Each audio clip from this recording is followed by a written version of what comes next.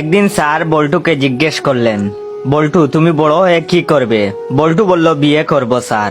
Sir বললেন, আমি বুঝাতে চাচ্ছি বড় হয়ে তুমি কি হবে? বল্টু বলল, স্যার আমি জামাই হব। স্যার বললেন, আরে আমি বলতে চাচ্ছি তুমি বড় হয়ে কি পেতে চাও? বল্টু বলল, কয়েকটা বউ। স্যার বললেন, গাধা, তুমি বড় হয়ে মা বাবার জন্য কি করবে? বল্টু বলল, বউ নিয়ে আসবো স্যার।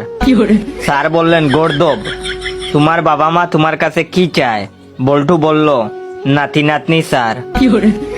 স্যার বললেন, ইয়া খুদা, তোমার জীবনের লক্ষ্য? বল্টু বলল, স্যার আমার জীবনের লক্ষ্য একটাই, বিয়ে করা। ভিডিওটা কেমন লাগলো অবশ্যই কমেন্ট করে জানাবেন।